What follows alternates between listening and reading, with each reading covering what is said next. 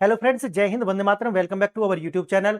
Friends, आप जानते होंगे, अगर आप वर्ल्ड हिस्ट्री में थोड़ा सा भी अगर इंटरेस्ट रखते होंगे तो आप ये जानते होंगे कि द्वितीय विश्व युद्ध के बाद में दुनिया के अंदर दो ध्रुव जो है उनका उदय हुआ था। और एक ध्रुव था यूएसए और दूसरा ध्रुव था यूएसएसआर। और पूरी जो तीसरी जो दुनिया थी, यानी कि जिसको थर्ड वर्ल्ड कहते थे, वो जो थर्ड वर्ल्ड थे वो कहाँ गए थे? या तो रूस के पीछे चले गए थे, और कुछ अमेरिका के थे, और कुछ ऐसे थे जिन्होंने अपना नेम यानी कि नॉन अलाइन मूवमेंट, जिसमें भारत उसको लीड कर रहा था, ये थे। अब आप जानेंगे कि ये जो दो ध्रुव थे ये कभी टूटे नहीं थे। आपको बताया जाता है कि देखिए 1991 तक ये शीत यानी कोल्ड वार चलता रहा। फिर अमेरिका ने यूएसआरआर को क्या कर दिया? डिसइंटीग्रेट कर दिया अफगानिस्तान के अंदर ला करके, और ये कहानी खत्म हो जाती है। नहीं, सच्चाई बिल्कुल अलग होती है। जो देखो, वर्ल्ड पॉलिटिक्स के अंदर एक बात आपको समझना पड़ेगा कि जो आपको दिखाया जाता है ना, वो टिप्स ऑफ आइसबर्ग भी नहीं होता, यानी कि वो 10% भी नहीं होता। असलियत में जो ना खेल है वो पर्दे के पीछे होता है। दिखाया कुछ जाता है और शब्दों के अंदर, याद रखना, एक्शन नहीं, शब्दों के अंदर ही सारा का सारा राज छुपा होता है। अगर किसी देश को किसी तरीका से हमें चुनौती देनी है तो वहां मिसाइल नहीं दागनी होती, बल्कि अंतरराष्ट्रीय राजनीति में क्या करना होता है कि उसके जो दुश्मन कंट्री है उसके साथ में कोई डील साइन कर लीजिए, बस हो गया काम। उससे संकेत चला जाएगा। और हमेशा याद रखना कि जो इंटरनेशनल पॉलिटिक्स होती है उसके अंदर डर जो होता है ना, डर वो बांटना होता है। डर से आपको क्या होती है? नजदीकी बढ़ती है। आप देखते ना, हमारे पर्सनल रिलेशन होते हैं, वहां पर प्रेम से नजदीकी होती है। नहीं, अंतरराष्ट्रीय राजनीति में क्या होता है कि जो नैतिकता आती है वो डर से आती है। आप आज यही होता हुआ देख रहे हैं कि जो दो वर्ल्ड थे जिनका एक मिसकंसेप्शन बनाया गया कि वो तो डिसइंटीग्रेट हो गए, वो तो दुश्मन है। नहीं, ऐसा नहीं है। आज आपको ये देखने के लिए मिलेगा कि अमेरिका के द्वारा नाटो का जो प्रस्ताव है वो रखा गया। और नाटो जो है, आप जानते होंगे इस बात को, कि अमेरिका ने कहा कि देखिए, अब अमेरिका जो नाटो का बजट है वो इकला नहीं चला पाएगा। जो भी इसके अंदर नाटो के सदस्य देश हैं उनको अपनी जीडीपी का 2 से लगभग 5% इस पर खर्च करना पड़ेगा। क्या बोला? 2 से 5% खर्च करना पड़ेगा। अब इसके लिए आप जानते हैं कि अभी तक जो यूरोप के कंट्री हैं वो हमेशा ये मलाई चाटते रहे, और अमेरिका के द्वारा रूसोफोबिया, यानी कि रूस आपको हड़प लेगा, रूस आपकी बाउंड्री कैप्चर कर लेगा, ये डर दिखा करके हमेशा उनको नाटो में शामिल करके रखा। और एक मेजर बजट जो है वो अमेरिका देता रहा। और ये देने के पीछे कारण क्या है? देखो, डर बांटना पड़ेगा। और ये पूरी की पूरी आप सोचिए कि लगभग लगभग 27 से लेकर के 30 ट्रिलियन डॉलर की जो अर्थव्यवस्था है वो फाइनेंशियल रूप से पूरी तरीके से अमेरिका पर निर्भर है। यानी कि यूरोप के कंट्री अपना किसी भी तरीका का कोई फाइनेंशियल इकोसिस्टम क्रिएट ही नहीं कर पाए कभी भी। और शायद साथ ही साथ ये भी याद रखें कि द्वितीय विश्व युद्ध में ये यूरोप के जो कंट्री थे, जिसमें फ्रांस, जर्मनी, यूके, ये इतने मजबूत कंट्री थे नौसैनिक रूप से, एयरफोर्स में, कि इनका लोहा मानती थी दुनिया।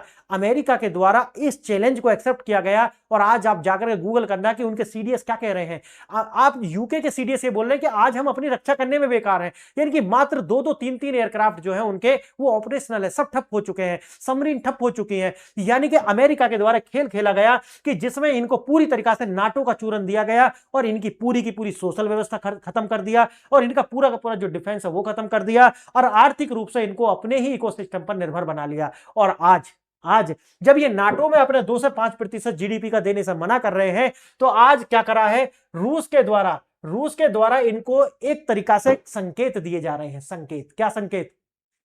आप सोचिए, रूस के द्वारा अभी एक सैटेलाइट लॉन्च की गई है। 2 सैटेलाइट है जिनका नाम है, एक का नाम है लूच 1 और लूच 2। यानी कि लूच 1 और लूच 2 जो सैटेलाइट्स हैं ये वैसे सैटेलाइट्स नहीं है, ये शैडो सैटेलाइट्स हैं, या कह सकते हैं स्पाइंग सैटेलाइट है। ये स्पाइंग सैटेलाइट कर क्या रही हैं आप समझेंगे? ये कर क्या रही हैं? यानी कि जो नाटो के सदस्य देश हैं, अमेरिका को छोड़ करके, खासकर यूरोप के जो देश हैं, उनकी सैटेलाइट्स को क्या कर रही हैं? इंटरसेप्ट कर रही हैं, और उनका जो डेटा है उसको लीक करके कहां भेज रही हैं?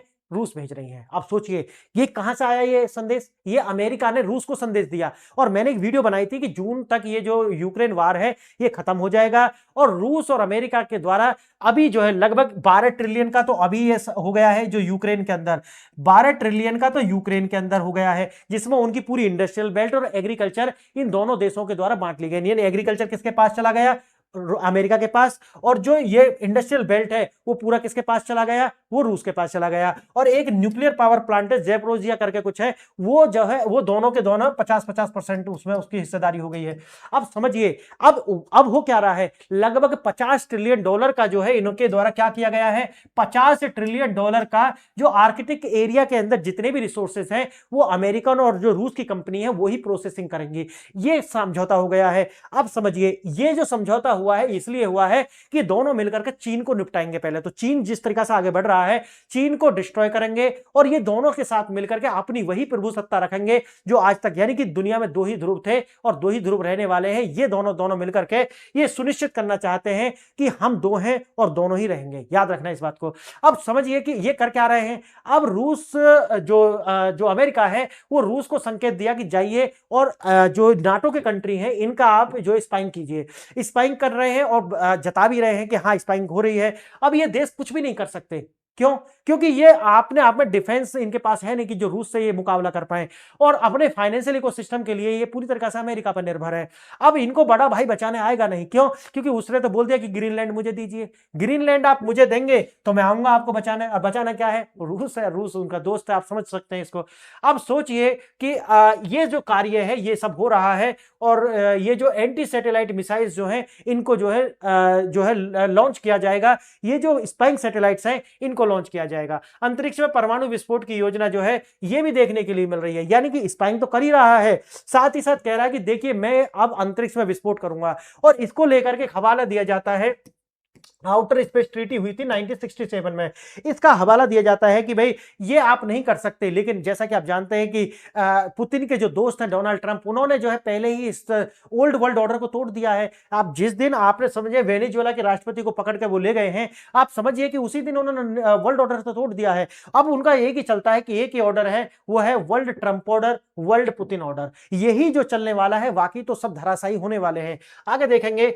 अब ये सब कार्य क्यों कर रहे हैं, एक डर देने के लिए, यानी कि अभी भी जो यूरोप के कंट्री है वो नाटो छोड़ करके ना जाए, और अमेरिका यानी कि जो अमेरिका है उसके ऊपर से बजट कम हो जाए। और रूस अच्छे से जानता है कि भाई वो अपने आसपास तो आने नहीं देगा। उसने यूक्रेन की क्या हालत बनाई है, यानी कि बफर जोन जो है वो बना करके रखेगा। यानी कि बफर जोन में मतलब है कि कोई आसपास की कंट्री नाटो में कभी जा ही नहीं सकते। और ये डील तो डोनाल्ड ट्रंप ने ही बोल दिया ना, डोनाल्ड ट्रंप ने कह दिया कि भाई कभी भी रूस के आसपास के देश कभी भी नाटो में नहीं आएंगे। और क्यों ही आएंगे, 2 से 5% कंट्रीब्यूट करने के लिए आएंगे क्या? नहीं।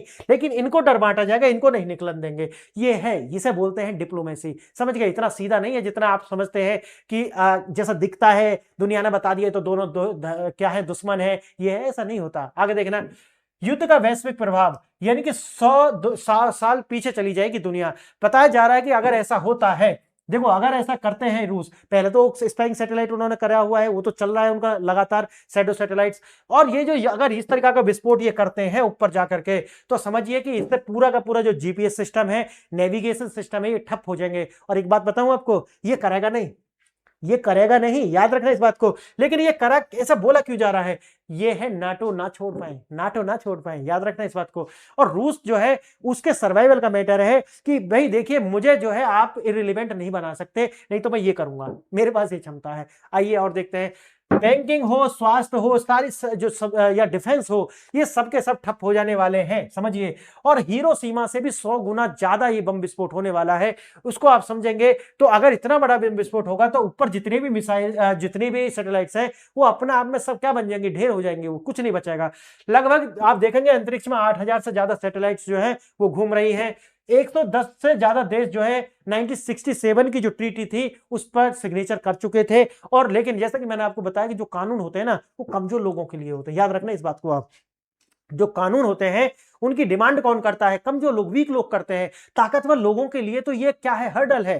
ताकतवर लोग कानून नहीं चाहते, याद रखना इस बात को। जंगल में जो है ना शेर, उसे कानून नहीं चाहिए, वो अपने आप में है कमजोर। यानी कि जो खरगोश है, जो बकरी है, जो मेमने हैं, कानून उनके लिए होता है कि शेर उन्हें खा ना जाए। समझ गए मेरी बात? तो ये है। आगे देखना, 1962 में स्टारफिश प्राइम यूएसए की परीक्षण, यानी कि आप जानते हैं कि ये कार्य पहले भी जो है 1962 में ही कर चुका है, कौन, अमेरिका। और 1967 में ही ट्रीटी लाया था। इसका मतलब है कि ये क्षमता दोनों के पास है। तो बचा कौन, बचेंगे ये जो यूरोप के कंट्री।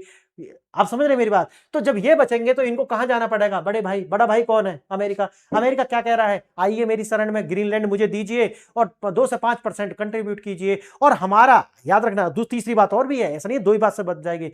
तीसरी बात यह है कि आप हमारा बैकयार्ड हैं, आप हमारा क्या है? बैकयार्ड हैं। तो ये ध्यान में रखना होगा। आप ऐसा नहीं है कि एक स्वतंत्र टेरिटरी की तरीका से आप बिहेव करना शुरू करें। यानी कि अगर बैकयार्ड है तो इसका मतलब क्या है कि जो भी अमेरिका का राष्ट्रपति कहता है उसके पीछे आपको कहना कि हाँ हाँ हाँ, बड़े भैया सही कह रहे हैं, बड़े भैया ने जो कहा है। अब वो सही गलत नहीं देखना आपको, नहीं नहीं नहीं, ये नहीं। यानी कि ऐसा नहीं कि आप उसमें अपना दिमाग लगाएंगे, नहीं। यूरोप के कंट्री क्या करें? अमेरिका ने कहा कि देखिए ये एक व्यक्ति है एक्स, ये गलत है, अब ये देश गलत है, हम इस पर आक्रमण करेंगे। अब ह्यूमन राइट की आपको कल्पना नहीं करनी, क्या कहना है कि नहीं नहीं, अमेरिका जो कर रहा है वो ह्यूमैनिटी को बचा रहा है, मानवता को बचा रहा है, ऐसा कहना है आपको। इसे कहते हैं बैकयार्ड। क्लियर है? आगे देखना, अंतरिक्ष युद्ध 2026 रूस की चुनौती। अब जैसे मैंने आपको बताया है कि ये सारे कार्य होने वाले तो है नहीं, लेकिन आगे बढ़े उससे पहले आपको 2 प्रश्न हैं जिन पर विचार करना होगा। हो सकता है कि आप इनके आंसर जानते हो, अगर नहीं जानते तो आपको आगे इसके जो लास्ट वाली स्लाइड है उस पर आपको आंसर मिल ही जाएंगे। देखना, 1962 में अमेरिका द्वारा किए गए स्टारफिश प्राइम परमाणु परीक्षण के संदर्भ में विस्फोट किस ऊंचाई पर किया गया था और उसका प्रभाव कहां देखा गया था? आपके 4 विकल्प दिए गए। पहला है 200 किलोमीटर की ऊंचाई पर न्यूयॉर्क की बिजली गुल हो गई थी, यानी कि न्यूयॉर्क में प्रभाव आया था। दूसरा विकल्प है इसका परीक्षण किया गया था 400 किलोमीटर की ऊंचाई पर, हवाई द्वीप की स्ट्रीट लाइट जो है बंद हो गई थी, यानी कि प्रभाव कहां आया था? हवाई द्वीप में। तीसरा विकल्प है 600 किलोमीटर की ऊंचाई पर जापान के रडार सिस्टम जाम हो गए थे। और चौथा विकल्प है 300 किलोमीटर की ऊंचाई पर और इसका प्रभाव आया था अलास्का में संचार ठप हो गया था। आप अपना आंसर अपने मन में सोच लें। आपको वैसे तो आंसर कुछ पता भी होगा, हो सकता है, नहीं तो आगे आपको आंसर मिल जाएगा। आगे देखना, रूस द्वारा विकसित सैटेलाइट किलर, जिसको मैंने बताया कि लूच 1 लूच 2 जो है, ये मुख्य कार्य क्या है? यह लेजर बीम से सैटेलाइट को जला देता है। दूसरा, यह चुपचाप पास जाकर ऑर्बिट में धक्का देता है और सिग्नल डिस्टर्ब कर देता है। और देखो, डिस्टर्ब नहीं, अगर इंटरसेप्ट भी करेगा। आगे देखना, तीसरा, यह पृथ्वी से रिमोट हैकिंग द्वारा सैटेलाइट को कंट्रोल करता है। और डी, यह सैटेलाइट को अपने अंदर खींचकर नष्ट कर देता है। ये 4 विकल्प हैं और आपको, मैं जानता हूं कि आपको इसका आंसर पता होगा। अगर नहीं पता तो आपको जो है नेक्स्ट आगे अगली स्लाइड्स में मिल जाएगा। आइए देखते हैं थोड़ा इसका विस्तार से। अब आप, हकीकत यह है कि पुतिन जानते हैं कि नाटो से सीधा टक्कर लेना उनके लिए मुश्किल है। दुनिया को देखो यही दिखाया जाएगा, जो अभी इसमें लिखा हुआ है ना, दुनिया ऐसा ही देखती है। और हम जो लोग होते हैं ना, याद रखना एक बात, एक विचारक हैं इस यूरोप के, उन्होंने एक बात कही थी। देखिए, जो पॉलिटिक्स है ना, पॉलिटिक्स और ये जो समाज है, ये 2 अलग ग्रुप हैं। और जो पॉलिटिक्स है ना, वो एलाइट लोगों का एक संगठन है जिसमें हमारी एंट्री बैन है। यानी कि जो नागरिक हैं, जो आम नागरिक हैं, उनकी एंट्री बैन है। तो ये जो पॉलिटिक्स होती है ना, ये एक एलाइट लोगों का एक ग्रुप है। वहां जैसा आप देखते हैं ना कि भारत के अंदर भी देखेंगे आप, दुनिया के अंदर, कि एक विपक्ष है, एक पक्ष में एक राइट विंग है, एक लेफ्ट विंग है। वास्तव में असली बात क्या है? कोई विंग विंग नहीं होता, वो सारे लोग जो है एक ही होते हैं। हाँ, एक एनिमोसिटी ये हो सकती है कि दोनों के दोनों एक कंपटीशन में है कि सत्ता में तुम आकर मलाई खाओगे या सत्ता में हम आकर के मलाई खाएंगे। लेकिन याद रखना, आइडियोलॉजी में कोई अंतर नहीं होता, बस एक होता है, वो है पावर। पावर के लिए तो फाइट होती है दोनों में, याद रखना। लेकिन दोनों के दोनों एक ही है, एलाइट क्लब के जो मेंबर हैं। और अगर आप उसमें घुसने की अगर जरूरत करोगे तो वो आपको धकेल करके बाहर कर देंगे, याद रखना इस बात को। तो ये हो गया। अब दुनिया को यही दिखाया जाएगा कि देखो, नाटो से पुतिन टक्कर नहीं ले सकते, इसलिए पुतिन ऐसा कर रहे हैं। नहीं नहीं नहीं, ये सारा कार्य हो रहा है डोनाल्ड ट्रंप के इशारे पर। आगे देखना, रूस अब अंतरिक्ष में युद्ध की तैयारी कर रहा है। अमेरिका की आंख, नाक और कान सब जो है फोड़ने की तैयारी कर रहा है। अमेरिका को टारगेट नहीं कर रहा है, वो यूरोप को टारगेट कर रहा है। आगे देखना, सैटेलाइट, आधुनिक दुनिया की रीढ़। आप जानते हैं कि सैटेलाइट्स के बिना हमारे जो मोबाइल नेटवर्क है, इंटरनेट सब खत्म, जीपीएस नेविगेशन खत्म। तो आप समझ रहे हैं कि प्रिसीजन अटैक करना खत्म, डिफेंस बिल्कुल आप तरीका से सोचिए कि वही 1960-70 के दशक में चला जाएगा। गोला वाला जो होता है ना, गोला तोप से जो लड़ते थे, उस टाइप से हो जाएगा। और बैंकिंग सिस्टम जो है, एटीएम, वो भी ठप हो जाएंगे। और आगे देखना, सैन्य तकनीक और गाइडेंस जो है, जो प्रिसीजन से अटैक करते हैं, मिसाइल सिस्टम सब ठप हो जाएगा। आप सोचिए कि ये सब होगा अगर ऐसा होता है तो। रूस का हथियार सैटेलाइट किलर। अब सैटेलाइट किलर जैसे मैंने आपको शुरू में बता दिया, ये स्थित एंट्री करता है। 2 नाम है उनके, लूच 1 लूच 2। और ये करेंगे क्या? अच्छा, ये भी थोड़ा इसमें और आपको बता दूं, शायद इसमें आएगा या नहीं आएगा। ये जो जियो सिंक्रोनस ऑर्बिटल होते हैं ना, जीईओ, जियो सिंक्रोनस ऑर्बिटल जो होते हैं, इनमें जाकर के, यानी कि इसकी ऊंचाई होती है लगभग 35,786, है ना, लेकिन एग्जैक्ट जो होती है ये, लेकिन बोला जाता है 36,000 किलोमीटर के अप्रोक्सीमेट, वहां पर जाकर के उन सैटेलाइट्स की स्पाइंग करेगा। ये पहली बात क्लियर, याद रखना इस बात को। अच्छा, ये क्या कर रहा है, मूविंग कर रहा है। कैसे मूविंग कर रहा है, क्योंकि जियो सिंक्रोनस के मतलब जो जियो सिंक्रोनस जो स्टेशनरी जो होती है, उसका स्टेशनरी का मतलब ये नहीं है कि वो स्टेशनरी है, मतलब रुकी हुई नहीं है, बल्कि उसकी गति कितनी है, जितनी की ये जियो सिंक्रोनस ऑर्बिट की होती है, यानी कि लगभग उतनी गति से जितनी अर्थ घूमती है उतनी से घूमती है ये। और जो रूस के जो स्पाइंग सैटेलाइट होते हैं, ये भारत भी इसमें महारत हासिल कर चुका है पिछले ही महीना, तो ये हो, यानी कि गति जो होती है दोनों की बराबर होती है। तो ये याद रखना, पेपर में ये दे सकता है कि ये स्थिर होती है, तो स्थिर नहीं होती, दोनों एक साथ एक गति से जो है चलते रहते हैं, स्पाइंग सैटेलाइट भी और ये। और कहां होते हैं ये, जियो सिंक्रोनस ऑर्बिटल में होते हैं, यानी कि जीईओ में होते हैं, और इसकी ऊंचाई होती है 36,000 किलोमीटर के अप्रोक्सीमेट। अच्छा, जासूसी सिग्नल जो है ये कहां भेजेगा, ये रूस के अंदर भेजेगा। अपलिंक और डाउनलिंक जो होते हैं, यानी कि सिग्नल ऊपर जाएगा और सिग्नल नीचे आएगा, इसको क्या करेगा, इंटरसेप्ट करेगा, और इसकी सूचना जो है डिकोड करके रूस को भेज देगा। रूस को सब पता है कि क्या चल रहा है, जैमिंग कर सकता है, और अगर समय आता है तो कोलिजन भी कर सकता है, याद रखना इस बात को भी, और ये डिस्ट्रॉय भी कर सकता है। लेकिन अभी रूस क्या कर रहा है, सिर्फ और सिर्फ जासूसी कर रहा है। आगे देखना, एंटी सैटेलाइट मिसाइल, दूसरा इनके पास ये है कि, वैसे देखो ये वाला विकल्प कभी भी कोई देश नहीं अपनाएगा। कारण क्या है, कारण ये है कि इसकी अपनी एक प्रिसीजन होती है, और दूसरा जो है इसके लिए एक अलग तरीके की महारत चाहिए, और तीसरा जो है एक इकोनॉमिक रूप से ये वाइबल नहीं है इस तरीका से डिस्ट्रॉय करना। इसीलिए काइनेटिक वे पे कभी नहीं जाएंगे सैटेलाइट को डिस्ट्रॉय करने के लिए, हमेशा किसमें जाएंगे, हमेशा जाएंगे यानी कि नॉन काइनेटिक। नॉन काइनेटिक में क्या होगा, नॉन काइनेटिक में जो मैंने आपको बताया है, स्पाइंग ऑर्बिटल सैटेलाइट्स जो है वही सबसे बेहतर विकल्प होते हैं, और उसमें ये, तो ये वाला तो मैंने आपको बता दिया है। ऐसी मिसाइलें जो अंतरिक्ष में यू टर्न ले सकती हैं लगातार, किसी भी उसको जो है, देखो हमको करना क्या है, किसी भी देश को जो है यही करना है कि जो उनके सिग्नल्स है उन्हें इंटरसेप्ट करो, अगर समय आए तो उसको डिस्ट्रॉय करो, बस। फिर उसके लिए इस तरीका का मच्छर को मारने के लिए आप बंदूक का इस्तेमाल नहीं करोगे, तोप का इस्तेमाल नहीं करोगे। तो ये न्यूक्लियर ईएमपी, रूस अंतरिक्ष में परमाणु हथियार तैनात करने की फिराक में है। और ऐसा क्यों है, ऐसा है क्यों, बताइए मुझे। आप जानते हैं कि अमेरिका के द्वारा भी एक गोल्डन डोम प्रोजेक्ट जो है वो लाया गया है, और उसका जो एक बड़ा बजट उन्होंने रखा है, लगभग 178 बिलियन डॉलर का जो प्रोजेक्ट है। और ऐसा उन्होंने, मैंने अलग से वीडियो बनाई थी उसके लिए। अब मैंने जैसा भी बताया, ये दोनों एक एलाइट क्लब के मेंबर हैं, यानी कि प्रतिस्पर्धा तो होगी दोनों में, याद रखना इस बात को। लेकिन हमेशा ये नहीं कि ये लड़ेंगे नहीं आपस में। क्यूबा क्राइसिस संकट का आप गूगल करके पढ़ना, उन दोनों की मिली भगत थी पूरी दुनिया को डिस्ट्रॉय करने की, डिस्टर्ब करने की, ना कि डिस्ट्रॉय करने की, ठीक है। आगे देखना, एक बड़े धमाके से सैटेलाइट का नेटवर्क का प्रयोग, यानी कि अब रूस में ये दिखाना चाहता है कि देखिए गोल्डन डोम अगर आप लाओगे तो मैं ये करने वाला हूं, क्लियर है। आगे देखना, पश्चिम मीडिया और वैज्ञानिक खौफ में है। पश्चिम जो है वो क्यों खौफ में है, मैंने आपको बता दिया कि अब इनको धकेलना है किसके पास, नाटो को, किसके पास, अमेरिका के पास, ताकि वो 2 से 5% खर्च कर पाए। कितना, 2 से 5%। ये है, इसे कहते हैं इंटरनेशनल पॉलिटिक्स। आगे देखना, स्टारफिश प्राइम क्या है, अमेरिका पहले भी ये कर चुका है, तो इससे रूस को जो है रोक नहीं पाएगा, क्योंकि उनका पहले किया। और दूसरा, रोकने का कोई औचित्य नहीं बनता कि न्यू वर्ल्ड ऑर्डर क्रिएट करने में जो है अमेरिका की ही पूरी हाथ है, और जो ओल्ड वर्ल्ड ऑर्डर है उसको डिस्ट्रॉय करने में अमेरिका है आगे है।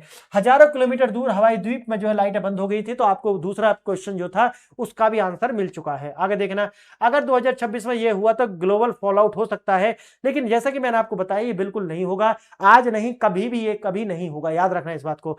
कैसलर सिंड्रोम आप जानते हैं, कैसलर सिंड्रोम वो है कि जैसे आप जानते हैं 13,000 मीट्रिक टन जो है वो डेब्री जो है स्पेस के अंदर, आउटर स्पेस में है।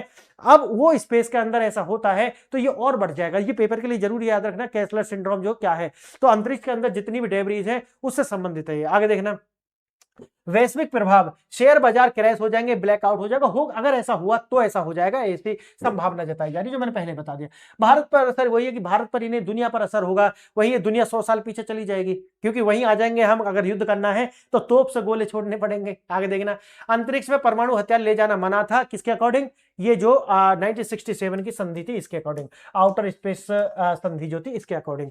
चंद्रमा ग्रह पर सैन्य अड्डे नहीं बनाए जाएंगे, ऐसा वो कहते थे। मैंने जैसा आपको बताया कि ये कानून वगैरह जो होते हैं ना, ये कमजोरों के लिए होते हैं, ये ताकतवर के लिए नहीं होते। तो जब चाहे उसको जो है वो लांग सकते हैं। मानवता के भले के लिए, मानवता वगैरह जो है वो तभी होती है जब हम कमजोर होते हैं। जिस दिन हम ताकतवर हो जाते हैं तो उस दिन मानवता वगैरह बहुत ज्यादा, ये मैं जो कह रहा हूं ये अपवाद रूप में असत्य भी हो सकता है, लेकिन अगर आप देखोगे 99.99% ये बात सत्य है। आगे देखना, रूस, चीन और अमेरिका भी इन संधियों को दरकिनार कर रहे हैं। दरकिनार नहीं कर रहे, वो दुनिया को डरा रहे हैं सिर्फ, और कुछ नहीं।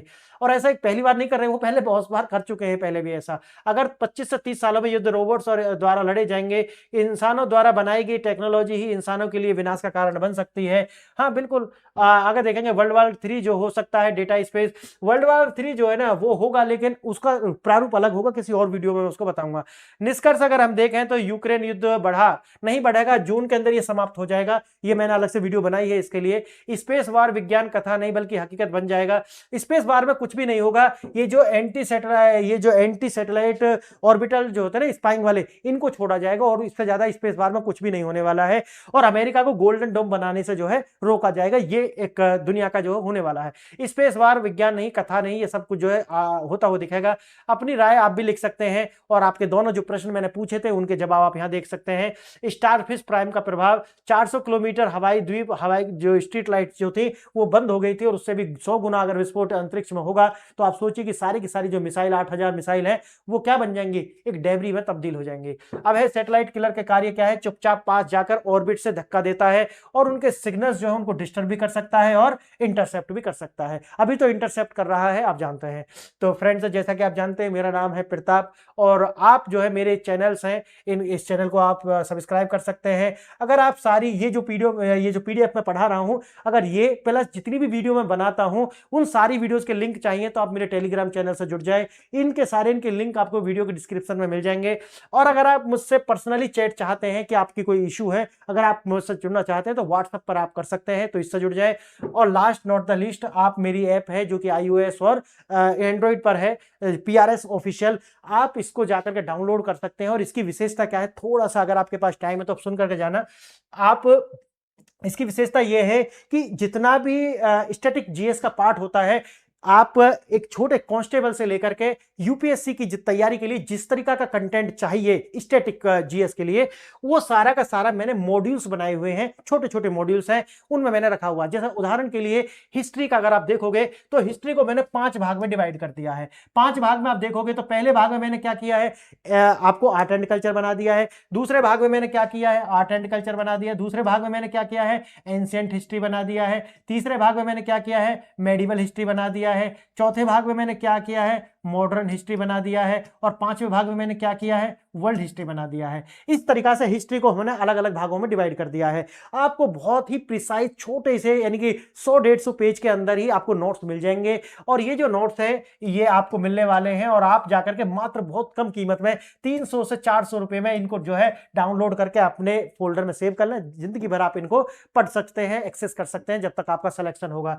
दूसरा, इसी तरीका से आप देखेंगे पॉलिटिकल साइंस हो या गवर्नेंस हो, दोनों के लिए अलग अलग है। और मजे की बात यह है कि दोनों भाषाओं में है, आप हिंदी में हो या फिर इंग्लिश में हो, आपको अलग अलग नोट्स मिल जाने वाले हैं। और इसकी चौथी जो व्यवस्था है वो आपको और बता देता हूं। चौथी इसकी जो सबसे बड़ी विशेषता ये है कि आपको सारे विषय, यानी कि एथिक्स से लेकर के डिजास्टर मैनेजमेंट, देखो ये कंटेंट मिलता नहीं है। जैसे डिजास्टर मैनेजमेंट होगा, अच्छा अब जैसा आप साइंस एंड टेक देखोगे यूपीएससी के लिए भी या फिर स्टेट के लिए, तो हिंदी में जो कंटेंट मिलता है ना वो वास्तव में एग्जाम ओरिएंटेड होता नहीं है, यानी कि कचरा ज्यादा होता है। तो आपको इस कचरे से बचाने के लिए मैंने ये जो नोट्स हैं उसी तरीका से डिजाइन किए हुए हैं कि आप जो पढ़ रहे हैं वो जो अंग्रेजी वाला है उसको आपको देवनागरी में वो लिखा मिल जाएगा, अगर वैसी टर्म आपको देखने के लिए मिल जाएंगे। तो ये अपना आप में वैल्यू एडेड नोट्स आप मानिए कि आज आपने बहुत सारा पढ़ा हुआ हो या आप एकदम फ्रेशर हो, तो सबके लिए जो है ये उपयोगी होने वाला है। और कोस्ट इफेक्टिव है, जैसे मैंने बताया 300-400 रुपए में आपको मिल जाएगा, और जिंदगी भर आप इसको एक्सेस कर सकते हैं, डाउनलोड करके अपना गैलरी में सेव कर सकते हैं। पांचवा इसका यही है कि सारे के सारे विषय इसमें अंदर कवर किए गए हैं, छोटे विषय से लेकर के, यानी कि डिजास्टर मैनेजमेंट जिसको कोई देखता नहीं है, इंटरनल सिक्योरिटी और एथिक्स जैसे विषय, और फिर जिनको लोग ज्यादा पढ़ते हैं, जैसे आप देखेंगे कि ज्योग्राफी हो गया, तो ज्योग्राफी के अंदर हमने क्या किया है, 2 भागों में बांट दिया, इंडिया यानी कि इंडियन ज्योग्राफी और वर्ल्ड ज्योग्राफी। तो इस तरीका से मैंने अलग अलग मॉड्यूल्स बनाए हुए हैं। एनवायरमेंट को इसी तरीका से हमने बांटा हुआ है। तो आपको यहाँ पर एनसीईआरटी के भी नोट्स यहाँ पे मिल जाएंगे आपको। और ये जो नोट्स मैंने बनाए हैं, ये जो नोट्स हैं ये आपको लगभग यूपीएससी के लिए जितनी भी स्टैंडर्ड बुक्स होती हैं प्लस जो एडवांस बुक है उनका सबका आप सोचिए कि निचोड़ मान लीजिए कि इस तरीका से मैंने ये बनाए हैं। तो ये खूबसूरती है इस छोटे से कोर्स की। कोस्ट इफेक्टिव है, हमेशा आपके पास नोट्स रहने वाले हैं। लैंग्वेज की कोई परेशानी नहीं है, दोनों भाषाओं में आपको अलग अलग मिल जाएंगे। अगर आप हिंदी में खरीदेंगे हिंदी में, और अगर आप इंग्लिश में खरीदेंगे तो इंग्लिश में मिल जाएंगे। सारे विषय आपको मिल जाएंगे, कोई भी विषय ऐसा नहीं है कि छूट जाएगा, ऐसा कुछ भी नहीं है। और बात आती है कि ये जो नोट्स हैं उनके बाद में आपको लेक्चर कहां मिलेंगे। लेक्चर आपको टेलीग्राम में मिलते रहेंगे, क्योंकि ये बहुत डायनामिक चीजें होती हैं। तो इनको आपको लगातार आपको चैनल्स आपको वहीं पे मिल जाएगा टेलीग्राम के अंदर। तो ये आप फ्री में सब्सक्राइब कर लेंगे, नोट्स वहां से ले लेंगे और अपनी तैयारी को उसी दिशा से डायनामिक बनाइए जैसे यूपीएससी डायनामिक है। तो आप ऐसा नहीं कि आप 2010 वाली तैयारी करें और यूपीएससी 2026 में पहुंच गई है, तो ये सब नहीं चलेगा। और बहुत सारा गाइडेंस आपको इसके साथ मिलता रहेगा, जो मैं अपनी ऐप पर अलग अलग वीडियो आपके लिए डालूंगा। जो लोग ये सब्सक्राइब करे होंगे, जो भी खरीदे हुए होंगे हमारी पीडीएफ वगैरह, तो उनके लिए मैं अलग से पर्सनल वीडियो जो है उन्हीं फोल्डर्स के अंदर आपको डालता रहता हूं। तो फ्रेंड्स, आपने वीडियो यहां तक देखी और आप हमें ऐसा करके सहयोग कर सकते हैं, और साथ ही साथ आपका भी फायदा और मेरा भी फायदा है, मुझे सपोर्ट मिल जाएगा और कंटेंट अच्छा सा बनाने में। और जो है उसके लिए फाइनेंस की आवश्यकता होती है, तो वो है। बाकी तो अभी कार्य कर ही रहे हैं फ्रेंड्स। आपके लिए धन्यवाद, आपने वीडियो देखी। जय हिंद, जय भारत।